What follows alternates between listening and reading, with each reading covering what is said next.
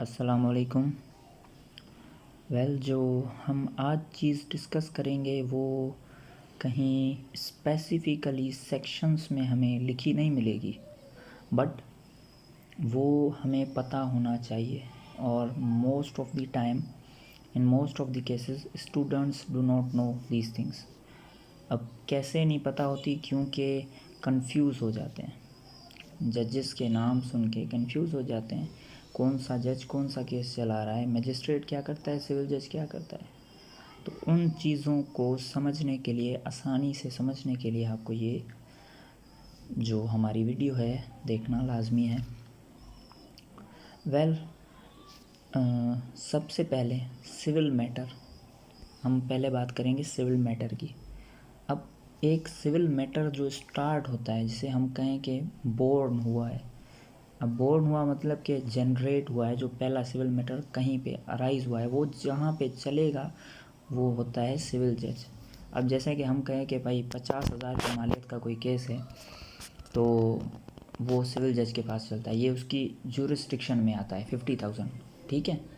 अब सिविल जज के पास केस स्टार्ट होता है, कोई सिविल केस हो, वो फर्स्टली चलेगा सिविल जज के पास। उसके बाद अगर वो सिविल जज उसे इन केस मतलब कि डिसमिस कर देता है, या मतलब कि प्लेंट को रिटर्न करता है, कुछ ये सारे कॉन्सेप्ट हम पढ़ेंगे। पर जनरल में आपको ऐसे समझाऊँ कि सिविल जज के पास जो मसला नहीं चल सकता, या उसकी जुरिस्डिक्शन में नहीं है, वो जाता है सिविल जज के पास। सॉरी सीनियर सिविल जज के पास, माय मिस्टेक।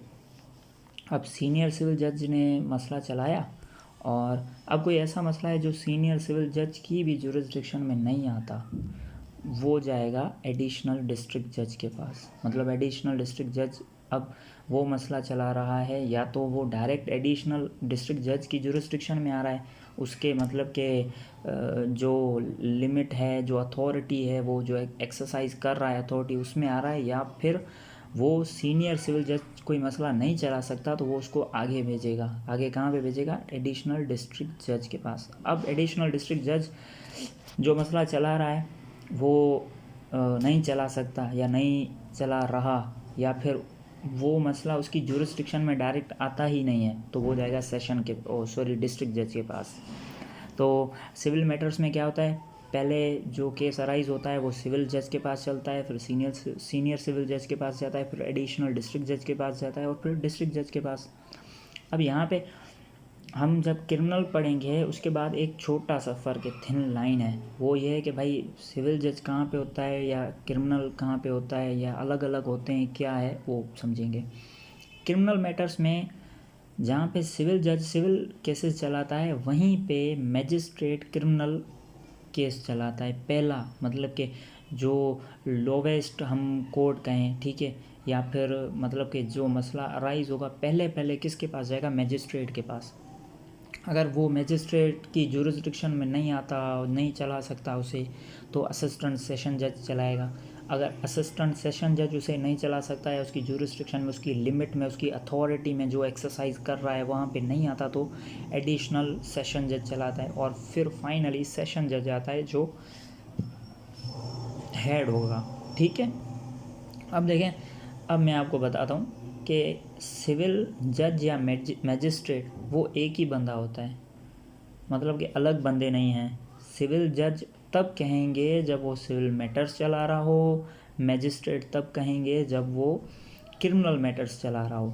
अब हम जब यहाँ पे जो हमारे कोड है, सिटी कोड जैसे हम कहें, वहाँ पे लिखा होता है सिविल जज ऑब्लिक मैजिस्ट्रेट, मतलब कि वो सिविल जज भी है, मैजिस्ट्रेट भी है। और दूसरी बात, इन एडिशन आपको बता दूँ, सिविल जज, मैजिस्ट्रेट, फैमिली जज, गार्डियन, ये चारों एक ही बंदे होते हैं। मतलब कि वो डिपेंड कब करता है, कब उसे मैजिस्ट्रेट कहेंगे, कब सिविल जज कहेंगे, कब फैमिली जज कहेंगे। जब वो सिविल मैटर चला रहा होगा तो सिविल जज कहेंगे, और फैमिली मैटर चला रहा होगा तो फैमिली जज कहेंगे, और अगर क्रिमिनल मैटर्स चला रहा होगा तो मैजिस्ट्रेट कहेंगे। और उसके बाद डिस्ट्रिक्ट और सेशन जज भी एक ही बंदा होता है, ठीक है। अब ये जो हमने सिविल और क्रिमिनल में चार जजेस लिखे हैं, ये एक ही बंदे होते हैं। जब वो कोई ऐसा केस चला रहा होता है जो सिविल नेचर का है तो हम उसे डिस्ट्रिक्ट जज कहेंगे। ऐसा मैटर चला रहा है वो सेशन मतलब कि क्रिमिनल नेचर का है, ठीक है, जिसमें कोई अफेंस किया गया हो अंडर पीपीसी, ठीक है, तो हम उसे क्या कहेंगे, सेशन जज अंडर हुदूद ऑर्डिनेंस, जो भी हम कहें, कोई ऐसा मसला ऑफेंस किया गया हो तो वो सेशन जज के अंडर चलेगा। तो ये थी छोटी सी बातें जो आपको हमें पता होनी चाहिए। छोटी सी बातें हैं बट हमें पता होनी चाहिए कि सिविल मैटर्स में जज का कॉन्सेप्ट क्या होता है, क्रिमिनल मैटर्स में क्या होता है। अब इन लास्ट आपको छोटी चीज़ बताऊं, कभी कभी हम सुनते हैं या लिखा हुआ देखते हैं ड्राफ्टिंग में कहीं पे रेंट कंट्रोलर। तो रेंट कंट्रोलर कोई अलग बंदा नहीं होता, जो सीनियर सिविल जज होता है जब वो रेंट केसेस चलाता है तो उसे रेंट कंट्रोलर कहते हैं। Well that was all about today's